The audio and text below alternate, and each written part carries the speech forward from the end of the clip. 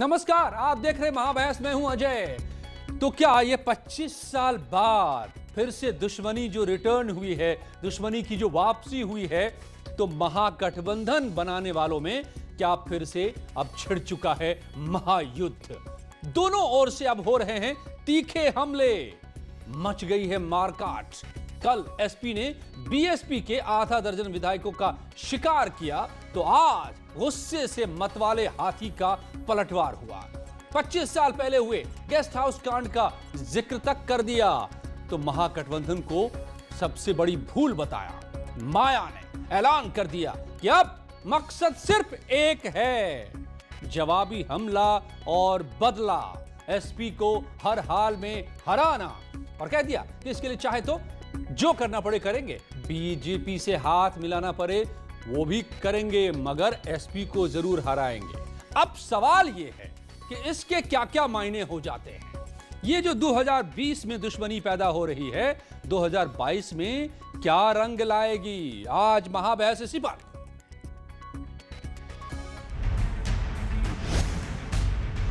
बागी विधायक बहाना, पिता पुत्र पर निशाना। सन 1995 की हुई घटना, जिसमें इनका मेरी हत्या करने का पूरा षड्यंत्र था। हमने चुनाव के दौरान 2 जून 1995 के केस को वापस लेकर बहुत बड़ी गलती की है, और चुनाव पे ध्यान देने के बजाय केस वापस लेने के लिए मिश्रा जी को कहते रहे कि बहन जी को बोलो केस वापस ले लें। सपा की गवर्नमेंट में कितना बुरा हाल था, ये किसी से छिपा नहीं है। गुंडों और बदमाशों का राज था, माफियाओं का राज था। अर्थात सपा के दूसरे खड़े किए जाने वाले उम्मीदवार को हराने के लिए अपनी पूरी ताकत लगा देगी बीएसपी जो है। इनके उम्मीदवार को हराने के लिए बीजेपी व अन्य किसी भी विरोधी पार्टी के उम्मीदवार को ही अपना वोट क्यों ना देना पड़ जाए तो भी देंगे। और अब इनका भी अपने पिताश्री की तरह ही बुरा हाल होने वाला है। अगले ये जो इस बार विधानसभा का आम चुनाव होगा, इस सपा का ये घिनौना रूप एक बार फिर से यहाँ उत्तर प्रदेश में होने वाले विधानसभा के आम चुनाव से पहले ही आ गया है। सपा ने कभी भी ईमानदारी नहीं बरती है, बल्कि हमेशा ही दगा व बाहरी एवं भीतरी विश्वासघाती किया है। 2020 की दुश्मनी से तय होगी 2022 की दोस्ती। बहन जी को आश्वस्त करना चाहते हैं कि जब उस समय भी आप पर हमला हुआ था, तो भारतीय जनता पार्टी के नेताओं ने अपनी जान पर खेलकर आपकी जान की सुरक्षा की थी। और आज भी भारतीय जनता पार्टी की सरकार है प्रदेश में, आदरणीय योगी जी के नेतृत्व की सरकार है। आप पूरी तरीके से सुरक्षित हैं। हाथी की गर्जना से तिलमिलाया विपक्ष। जिस तरीके से माननीय मायावती जी ने कहा है कि वो अपनी जरूरत पड़ी तो अपने वोट भारतीय जनता पार्टी को दे सकती हैं, ये वो बात कहीं न कहीं साबित करता है जो चर्चा में बहुत दिनों से थी कि ये एक्चुअली बीजेपी की टीम बी की तरह काम कर रही है। भारतीय जनता पार्टी और बसपा का पुराना गठजोड़ सामने आया है। आज मायावती जी के बयान से कहीं ना कहीं काशीराम जी और बाबा साहब अम्बेडकर जी के मिशन को रोकने का काम किया गया है। महागठबंधन में अब महायुद्ध, 25 साल बाद दुश्मनी रिटर्न्स। जी हाँ, तो आपने सुना कि दुश्मनी अब कितनी तीखे रूप में सामने आ रही है और इसके क्या क्या मायने हो जाते हैं। इसलिए आज महाबहस में जो सवाल मैं पूछूंगा मेरे मेहमानों से, जो मेरे साथ जुड़ रहे हैं तमाम दलों के, क्यों आया मायावती को इतने सालों बाद गेस्ट हाउस कांड की याद? ये बड़ी बात है। बहुत कम मौके पर मायावती बाहर निकलती हैं, इस तरह से पीसी करती हैं और गेस्ट हाउस कांड का जिक्र करती हैं, लेकिन आज उन्होंने कर दिया। क्यों? क्या अखिलेश की हार के लिए माया को अब बीजेपी कबूल है? और ये कब तक ये दुश्मनी और बदले की ये सियासत चलेगी? क्या 2022 में भी यही रंग दिखेगा? 2020 की दुश्मनी से 2022 का रास्ता तय होगा क्या मायावती के वार पर बदलेंगे अब पूरी तरह से यूपी के समीकरण? सबसे बड़ा सवाल यही है। अमित पुरी बीजेपी प्रवक्ता, बृजेंद्र कुमार सिंह कांग्रेस के प्रवक्ता मेरे साथ जुड़े हुए, रोहित सिंह समाजवादी चिंतक मेरे साथ, अंकुश श्रीवास्तव पत्रकार हैं और सतीश प्रकाश साहब दलित चिंतक हैं। सतीश जी, चलिए मैं पहले रोहित सिंह से समझना चाहता हूं, समाजवादी चिंतक। रोहित सिंह साहब, हाथी को गुस्सा आ जाए तो कहते हैं वो मतवाला हो जाता है, और फिर जब वो दौड़ता है तो हड़कंप मच जाती है चारों तरफ। क्या वैसा डर तो नहीं है अब समाजवादी खेमे में? कल शिकार आपने किया आधे दर्जन विधायकों का, तो आज मतवाले हाथी ने ऐलान कर दिया कि अब सिर्फ बदला, समाजवादी पार्टी से बदला।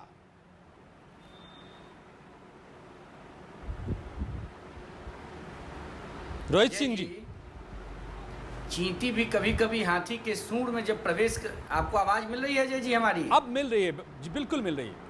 अजय जी आपको आवाज मिल रही है? जब हाथी के सूंड में कभी कभी चींटी प्रवेश कर जाती है तो उस मतवाले हाथी को भी पटक देती है। बहन जी उत्तर प्रदेश की 4 बार मुख्यमंत्री रहने का गौरव प्राप्त कर चुकी हैं, लेकिन राजनीतिक अस्थिरता और दल के प्रति उनका नज़रिया मौसम के हिसाब से बदल जाता है, यह पूरा भारत जानता है। भारतीय जनता पार्टी के साथ उनके रिश्ते जग जाहिर हैं। भारतीय जनता पार्टी के समर्थन से वो उत्तर प्रदेश में कई बार मुख्यमंत्री बन चुकी हैं। लंबा कार्यकाल उनका नहीं रहा है, कुछ महीनों के लिए ही सही भाजपा के समर्थन से मुख्यमंत्री बनने के उपरांत भाजपा के सीने और पीठ में छुरा घोंपकर सत्ता से अपदस्थ करने की भी राजनीति बहन जी ने भारतीय जनता पार्टी के साथ खूब किया है। तो अब आपने वही काम किया बहन जी के साथ। जो 10 लोकसभा के सदस्य बहन जी को और बहुजन समाज पार्टी को, देखिए राजनीति में सभी दरवाजे सबके लिए खुले होते हैं। हम तो स्वतंत्र लोग हैं, हम किसी राजनीतिक पार्टी से जुड़े हुए नहीं हैं। तो मतलब आप मान रहे हैं ना कि आपने भी पीठ में छुरा घोंप दिया के प्रति हमारा बहन जी के? है। बहन जी को किसी ने छुरा नहीं घोंपा। अरे आपने कहा था जब महागठबंधन बना था कि आप जितवाएंगे, राज्यसभा भेजेंगे उनको, ये तो करार हुआ था आप लोगों का। अभी फोन तक नहीं उठाया आप लोगों ने। बहन जी का ये दर्द छलक रहा था। अजय भाई बहन जी के यहाँ तो सिर्फ इनकमिंग है, आउटगोइंग तो है नहीं। बहन जी क्या बोलती हैं आपको मालूम है कि बहन जी के घर में जो प्रेस के लोग जाते हैं उसमें सिर्फ ANI का माइक दिखता है, न्यूज़ 18 का माइक भी कभी बहन जी के घर पर नहीं दिखा है। मतलब बहन जी को जब इच्छा होगी, इसीलिए मैंने कहा था रोहित जी कि बहुत कम मौके होते हैं जब मायावती जी बाहर आकर के बोलती हैं, और जब आज आकर बोली हैं तो सीधे ललकार, एक ही मकसद कि आप SP को हराना है। तो खैर अब चलिए सतीश प्रकाश जी से पूछ लेता हूं। सतीश जी आप जुड़े हैं क्या मेरे साथ? नहीं दिख रहा है मुझे। बहन जी ने चित्कार किया है। हाँ जी जी, बहन जी ने ललकारा नहीं है बल्कि चित्कार किया है। और अखिलेश जी ने उनकी पार्टी तोड़ने का प्रयास नहीं किया है। बहुजन समाज पार्टी के विधायकों ने मायावती जी की डूबती हुई किश्ती, ठीक है, और लोकतंत्र और संविधान के प्रति उनका कमिटमेंट न होना, हाँ, उन विधायकों को बाध्य कर गया बसपा के खिलाफ जाने का। ओके ठीक है। बृजेंद्र कुमार सिंह साहब से मैं पूछ लेता हूं अमित पुरी जी के पास जाने से पहले और अक्कू जी से पहले। खेल बसपा के विधायकों को समझ में आ गया अजय जी। ठीक है बृजेंद्र कुमार सिंह साहब, तो ये जो महागठबंधन वाले दलों के बीच में महायुद्ध छिड़ा है, तो आप क्यों इतने परेशान नजर आ रहे हैं? क्या आपको लगता है कि सारे प्रोस्पेक्ट अब यूपी में खत्म? बृजेंद्र कुमार सिंह साहब क्यों दिखाइए, ये तो अमित पुरी जी हैं बीजेपी के। बृजेंद्र जी आपको क्या लगता है कि सारे प्रोस्पेक्ट खत्म? ये बड़ी चाल चल दी। अगर बीजेपी और BSP अगर साथ आ गए कहीं से भी, दाएं से बाएं से, अंदर से बाहर से, तो फिर तो सबके रास्ते बंद। क्या ये है गुस्सा कांग्रेस का? नहीं, कांग्रेस पार्टी को इसमें गुस्सा करने की कोई जरूरत नहीं है। आदरणीय बहन मायावती जी 4 बार उत्तर प्रदेश की मुख्यमंत्री रही हैं, राज्यसभा लोकसभा रह चुकी हैं। अब उनकी राजनीति करने की इच्छा समाप्त है। अब वो जो भारतीय जनता पार्टी ने डेमोक्रेसी को खत्म करने के लिए और विपक्ष को आइसोलेट करने के लिए जो बुलडाग छोड़ रखे हैं, ED और CBI, जो आय से अधिक संपत्ति का मामला है, चीनी मिलों को बेचने का मामला है, वो बुलडाग बसपा के सांसद के घर तक कल पहुंच चुके हैं। वो मायावती जी के घर में न प्रवेश कर जाए, उसे रोकने के लिए मायावती जी ने भाजपा के दरवाजे पर सरेंडर किया है। इसमें कांग्रेस पार्टी का कोई लेना देना नहीं है। राजनीति है क्योंकि जो राजनीति भारतीय जनता पार्टी 2014 से कर रही है, विपक्ष विहीन राजनीति का, लोकतंत्र खत्म करने की राजनीति का, उसका मुकाबला हर आदमी के बस का नहीं है करने का। आपने देखा होगा कि कोरोना की भीषण महामारी के काल में कांग्रेस पार्टी की प्रेसिडेंट हमारे उत्तर प्रदेश के अध्यक्ष के ऊपर 36 मुकदमे हो चुके, हमारे अध्यक्ष जी सहित सैकड़ों लोग जेल जा चुके, लोकतंत्र की लड़ाई लड़ते लड़ते जनता की सेवा में जेल जा चुके। तो ये मायावती जी इन चीजों से बचना चाहती हैं, वो नहीं चाहती तो कि ब्रिजेंद्र जी संघर्ष करना पड़े, सड़कों पर उतरना पड़े। जी ब्रिजेंद्र जी, चाहे मतलब आप कह रहे हैं कि चाहे विपक्ष विहीन करना हो राजनीति को, चाहे केवल अपनी बात चलानी हो, हर मामले में बीजेपी ने, चाहे सीबीआई को हथियार बनाना हो, सारे गुर आपसे सीख लिए, सब वो हथियार अपना लिए, कुछ नहीं छोड़ा। कांग्रेस पार्टी ने अगर डेमोक्रेसी को खत्म करने की सोचा होता तो 70 साल बाद आज आदरणीय नरेंद्र मोदी जी, जो एक सामान्य परिवार में पैदा हुए, देश के सबसे बड़ी कुर्सी पर न बैठे होते। आदरणीय मायावती जी 4 बार मुख्यमंत्री न रही होती। और कभी क्या आपने देखा है कि कांग्रेस पार्टी के जिस प्रकार हमारे राष्ट्रीय नेता आदरणीय राहुल जी को पुलिस ने ढकेल के जमीन पर गिराया, जिस प्रकार आदरणीय प्रियंका जी का कुर्ता पकड़ के आईजी ने खींचा, कभी वाजपेयी जी का कोई फुटेज आपके पास दिखाई पड़ेगा इस प्रकार? अच्छा, हम लोगों ने लोकतंत्र को मजबूत किया, बनाया, संवारा, सुंदर बनाया, और भारतीय जनता पार्टी सब चीजों को कोलैप्स कर देना चाहती है। बताइए अमित पुरी साहब, अब आप जवाब दीजिए कि ये सारा खेल आप कर रहे हैं क्या? हमें ही लड़ना होगा। ये जो चल रहा है बीएसपी, ब्रिजेंद्र बाबू कहले, सबसे बड़े खिलाड़ी क्या आप कह रहे हैं? मैं कहता हूं आप अमित जी आपको ब्रिजेंद्र कुमार सिंह साहब कह रहे हैं कि ये बीएसपी एसपी का खेल नहीं, सबसे बड़ी खिलाड़ी तो बीजेपी है, वही सारा खेल खेल रही है।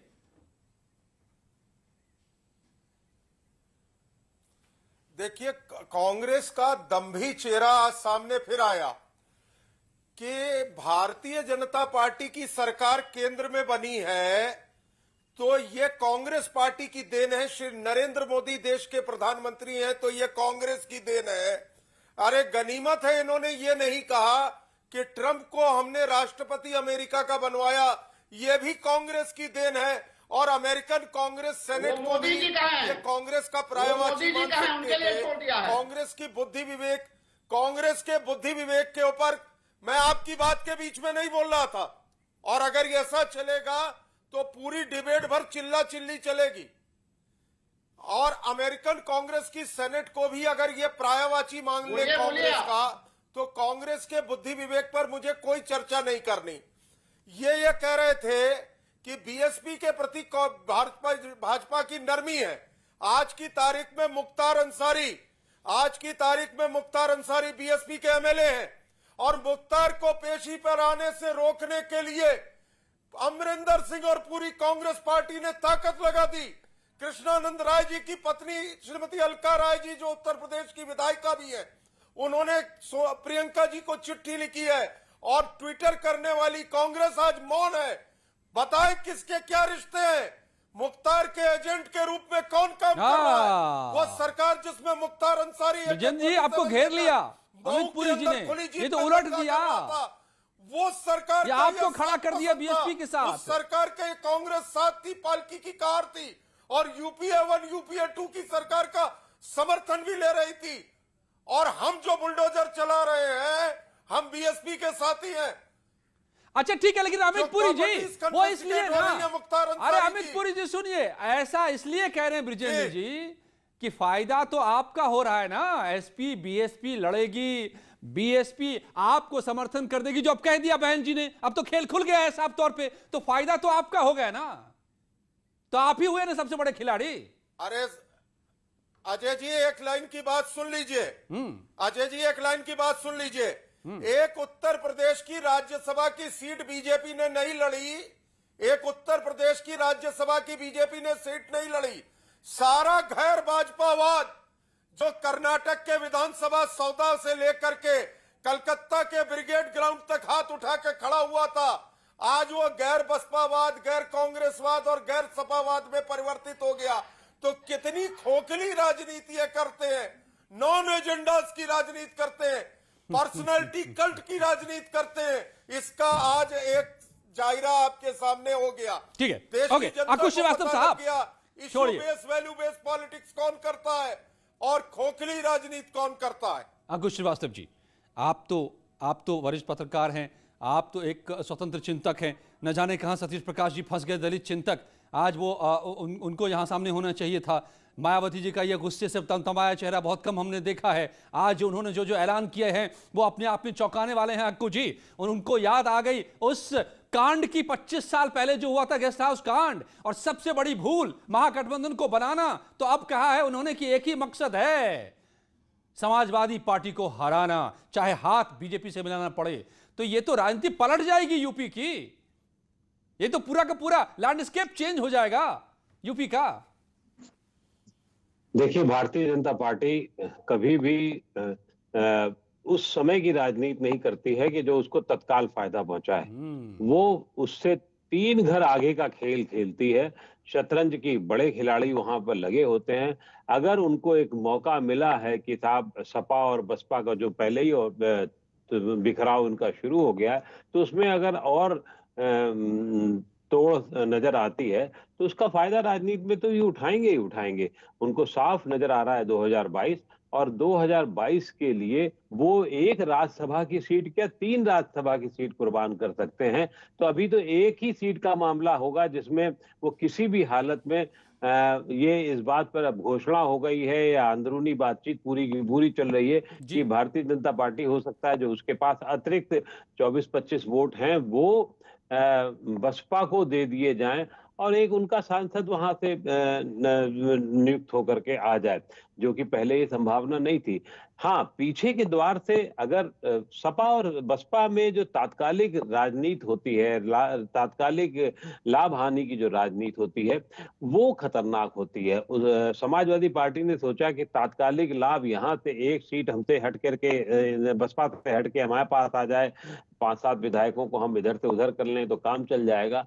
वो होता नहीं है आज की राजनीति में। दूसरा भी आदमी गणित जानता है, दूसरा भी आदमी समझदारी रखता है, और जब बड़े खिलाड़ी हों शतरंज के खेल में तो आपको उनके हिसाब से रणनीति चलनी चाहिए। और अगर आपके लक्ष्य लंबे हों तो उसी तरीके से रणनीति करनी चाहिए। तात्कालिक लाभ की राजनीति नहीं करनी चाहिए। और मुझे लगता है तात्कालिक लाभ में समाजवादी पार्टी और बसपा दोनों आगे हैं, जिसका नुकसान दोनों को होगा। और तय बात है जब दो का नुकसान होगा और सामने कौन है उसका नुकसान सामने वाले को होगा, और कांग्रेस तो कहीं है ही नहीं, इसलिए उसका नुकसान फायदे की बात करना बेकार की बात है। चलिए, जुड़ गए हैं हमारे साथ सतीश प्रकाश जी। सतीश प्रकाश जी, लेकिन एक बात तो माननी पड़ेगी कि एक चाल समाजवादी पार्टी की सही बैठी कि उन्होंने आपको आपके खेल को खोल दिया। ब्रिजन जी, मैं आऊंगा आपके पास। सतीश प्रकाश जी जुड़ गए हैं। बीएसपी का एक तरह से वही पक्ष रखेंगे यहां पर, तो उनको मैं ले लूं पहले डिबेट में। सतीश जी, आपका खेल खोल दिया, बीएसपी का खेल खोल दिया अखिलेश यादव ने। एक चाल चली, आधा दर्जन विधायकों को क्या लपका, आप खुलकर सामने आ गए, असलियत आपकी सामने आ गई। आप कहां खड़े हैं, किसके साथ खड़े हैं? अजय जी, देखिए, आप ही कह रहे हैं ना कि सपा की चाल में कहीं ना कहीं ये खुल के सामने आ गया ना जी। आप मुझे ये बताइए कि इस देश में जब भी सत्ता का मंथन होगा उसमें जो जहर निकलेगा वो दलितों के हिस्से में आएगा क्या? जहर पीने की गारंटी हमारे पास है क्या? है ना, कि हमेशा जो है जहर बहुजन समाज पार्टी पिएगी या दलित मूवमेंट पिएगा? ये कहाँ का तरीका है? आप मुझे ये बताइए, इससे पहले जब उत्तर प्रदेश में राज्यसभा के चुनाव हुए तब का समय में अखिलेश जी ने बड़ी चालबाजी के साथ बहुजन समाज पार्टी के साथ धोखा किया, उसके कैंडिडेट को हराया। हमको लगा कि शायद ये जानबूझ करके नहीं है, शायद ये अनजाने में है, और हमने गठबंधन को निभाया। आज भी आप यही कर रहे हैं, तो आज भी हम बस आप यही काम करेंगे। देखिए, जो बजाज हैं, ये इनके पिता जनसंघ के विधायक भी रहे हैं। इनकी तमाम पृष्ठभूमि बीजेपी की है। बीजेपी के जाल में हम नहीं फंसे, बीजेपी के जाल में सपा फंसी है। कैंडिडेट ये बीजेपी का है, बीजेपी का कैंडिडेट है, सपा के साथ में मिलकर के इलेक्शन लड़ रहा था, सपा के पास मात्र 11 कैंडिडेट थे। अगर इनको वो जिताती तो बिना बीजेपी के सहयोग के कैसे जिता लेती, आप हमको बताइए ना। और दूसरी बात, अजय जी, हमारी सत्ता पाने की लड़ाई नहीं है, हमारी व्यवस्था परिवर्तन की लड़ाई है। और इस व्यवस्था परिवर्तन में हम हमेशा चाहेंगे कि जो दलित है, जो पिछड़े हैं, जो गरीब है, जो वीकर सेक्शन के लोग हैं, चाहे वो मुस्लिम हो, उनके अधिकारों की रक्षा करें। हम जानते हैं कि हमने बीजेपी के साथ मिलकर के सरकार चलाई है, लेकिन हमने बीजेपी की नीतियों के साथ समझौता नहीं किया। हमारे तो क्या आप दलितों की लड़ाई बीजेपी बीएसपी मिलकर लड़ेगी? आप तमाम चीजों को हमको बताइए। आप दलितों की लड़ाई बीएसपी बीजेपी के साथ मिलकर लड़ेगी, ये साफ हो गया ना। आज तो बहन जी ने खुद कह दिया। अखिलेश जी से जाकर के पूछो ना। अरे भाई, ये तो अखिलेश जी से जाकर के पूछो ना कि अखिलेश जी की क्या मजबूरी है कि वो बीजेपी के कैंडिडेट को अपना कैंडिडेट बना रहे। उनके पास मात्र 11 विधायक है। अगर वो इनको राज्यसभा का मेंबर बनाते तो इनको कहां से बिना बीजेपी के सहयोग के बना लेते? आप पूछिए इनसे लोगों से। ये कहीं ना कहीं खुल के आ गया है ना, है ना। अच्छा, बताइए भाई रोहित सिंह। इस देश में रोहित सिंह जी, एनआरसी का आंदोलन हो रहा था, ये तो सतीश जी ने भी बात पलट दी तमाम कि आप संघवालों को खड़ा करके और आप थोप रहे हैं बीएसपी के ऊपर। संघ के लोगों को खड़ा किया आपने, बताइए। और कह रहे हैं कि ये बीजेपी के साथ है। नहीं, रोहित सिंह जवाब देंगे। मैं अपना पक्ष रखूं अजय जी। जी, ये तो बड़ी दिलचस्प लड़ाई है भाई। आपको मिल रहा है कौन किसके साथ है, कौन कहा? जी रोहित सिंह बताइए। विजया राजे सिंधिया जी, विजया राजे सिंधिया जी जीवन पर्यंत जनसंघ और भारतीय जनता पार्टी और आरएसएस के विचारों से जुड़ी रहीं। उनके सुपुत्र माधवराव सिंधिया जी कांग्रेस की राजनीति करते रहे। किसके पिता किस राजनीतिक विचारधारा से संबंधित हैं और उसका पुत्र किस विचारधारा से संबंधित होगा, पोता आ गए ना बीजेपी में। भारत का बाबा साहब भीमराव अम्बेडकर जी द्वारा रचित संविधान अधिकार देता है। अजय भाई, मैं अपनी बात रख लूं। बाबा साहब भीमराव अम्बेडकर का संविधान ये अधिकार देता है कि अपनी अपनी विचारधारा के हिसाब से लोग अपनी राजनीति को आगे बढ़ा सकते हैं। तो भाई सतीश जी जो बात कह रहे हैं वो कंफ्यूज्ड बात कह रहे हैं। और रही बात वोट ट्रांसफर की, तो समाजवादी पार्टी का वोट बहुजन समाज पार्टी को 2019 के लोकसभा चुनाव में मिला, परंतु बहुजन समाज पार्टी का मत समाजवादी पार्टी को नहीं मिला। यह सारे लोग इस बात को जानते और समझते हैं। इटावा की रैली में माननीय मुलायम सिंह यादव, जो पूरे देश के सम्मानित नेता हैं, रक्षा मंत्री रहे, मुख्यमंत्री रहे, उनको मायावती जी और उनके परिवार के लोगों ने वो सम्मान नहीं दिया। वनिस्पत अखिलेश जी के पूरे परिवार ने और समाजवादी पार्टी ने बहन मायावती जी को पूरा सम्मान देने का काम किया। नहीं तो वोट नहीं मिला तो किसकी करनी से? क्या मायावती जी ने कहा वोट नहीं डालने के लिए? समाज और माइनॉरिटीज के साथियों के रक्षा की। तो मायावती दीदी जो हम लोगों की हैं, आदरणीय बहन मायावती जी, वीकर सेक्शन की चिंता को छोड़ने का काम कर दिया। जब वो टिकट अमीर लोगों को देने लगी और सामंती लोगों से घिर गई, उसी समय उत्तर प्रदेश की जनता और भारत की जनता ने इस बात को प्रमाणित रूप से स्वीकार कर लिया कि बहन मायावती जी के नेतृत्व में पिछड़ा, दलित और अकलियत समाज की लड़ाई की रक्षा नहीं हो सकती है। अरे अभी तो आपने उनको अभी तो आपने उन पर अटैक कर दिया ना। उनके आधा दर्जन विधायकों को आपने के लिए आपने शिकार कर लिया। कभी नहीं आई है। अरे आपने आधा दर्जन विधायकों का शिकार कर लिया कल। आप कह रहे हैं कि उन्होंने ऐसा किया। देखिए, मैं पहले भी बता चुका हूं, हम तो समाजवादी विचारधारा को मानने वाले लोग हैं, समाजवादी पार्टी के नेता और कार्यकर्ता नहीं हैं। लेकिन एक स्वतंत्र टिप्पणीकार के तौर पर मैं आपको बता रहा हूं कि अखिलेश जी ने उन विधायकों का शिकार नहीं किया। सतीश प्रकाश जी, वो विधायक बहन मायावती जी के द्वारा लोकतंत्र और संविधान की हत्या और भाजपा के प्रति दर्शाए हुए प्रेम से तंग आकर देश को बचाने के लिए अखिलेश जी के पास जवाब ले लीजिए सतीश प्रकाश का। जी, आपको शायद ये भी मालूम होना चाहिए। सतीश प्रकाश जी, सतीश जी बोलिए, समय कम है, बता दीजिए किसने किसका शिकार किया।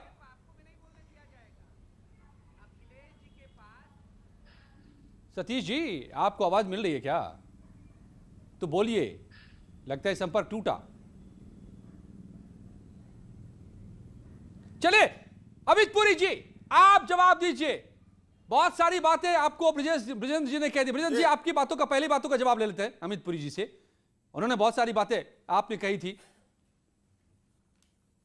अमित पुरी जी, एक बार जवाब दे चुके हैं पुरी जी, अब दूसरा। जी ओके ठीक है ब्रिजेंद्र जी, बोलिए बोलिए। आप बहुत देर से उंगली उठाए खड़े आप बैठे हुए। मैं आदरणीय अमित पुरी जी ने एक बात कहा था, मैं उसका जवाब दे दूं, काउंटर कर दूं। हाँ, उन्होंने कहा था कि श्रीमती अलका राय जी जो सम्मानित विधायक है, उन्होंने आदरणीय प्रियंका जी को पत्र लिखा है। मैं उनसे बहुत ज्यादा बुद्धिमान है वो, थोड़ी छोटी चीज जानना चाहता हूं कि अभी 1 साल पहले 5वीं बार बलात्कार के आरोपी बने श्री चिन्मयानंद जी 3 महीने तक लखनऊ मेडिकल कॉलेज के आईसीयू में भर्ती थे। बार बार कोर्ट निर्देश दे रहा था कि उन्हें जेल इधर उधर की बात न अब आप जाने लगे दूसरे मुद्दे पर। समय मेरे पास है अभी। मुख्तार अंसारी को क्यों बचाया? 70 सेकेंड। अमरिंदर सिंह ने मुख्तार अंसारी को क्यों बचाया? तू इधर उधर की बात न कर, तू बता तेरी रहबरी में काफिला क्यों लुटा? आज सवाल तेरी रहबरी का है, आज सवाल तेरी रहबरी का है। बताओ अमरिंदर सिंह मुख्तार अंसारी को संरक्षण क्यों दे रहा है?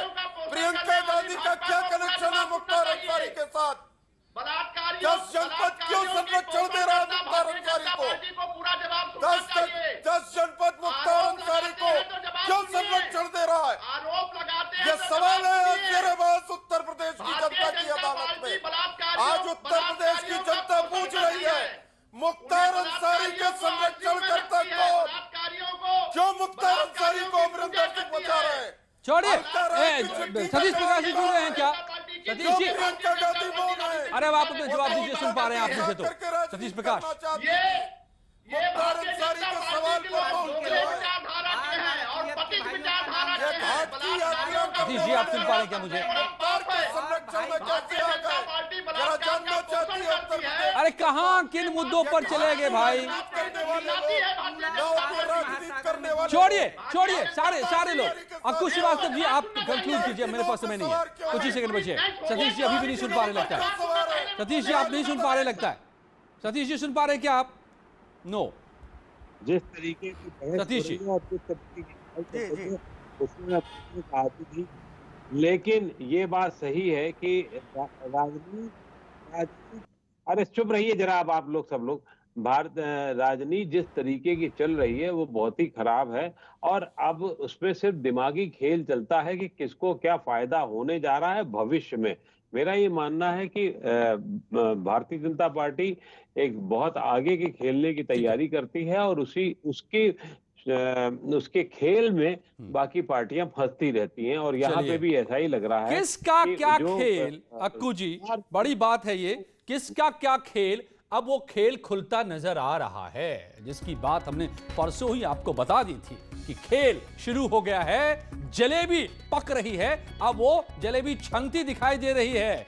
वो जलेबी कितनी मीठी, कितनी गर्म होगी, कितनी रसदार होगी, किसके लिए? और ये जो खेल खुलकर सामने आ रहा है, वो क्या गुल खिलाएगी 2022 में, देखते चलिए। बड़ा खेल शुरू हो चुका है यूपी की सियासत में। महाभारत जो 2022 का होने वाला है, उसको देखते हुए। धन्यवाद आप सबका मेरे साथ जुड़ने के लिए आज महाबहस में, और दीपिका के साथ अब इस वक्त की खबरें। शुक्रिया अजय। और रात के 8:30 बजने वाले हैं, और इसी के साथ वक्त हो गया है यूपी उत्तराखंड एक्सप्रेस 100 का। आपके साथ मैं दीपिका सिंह। चलिए फटाफट अंदाज में करते हैं खबरों की शुरुआत।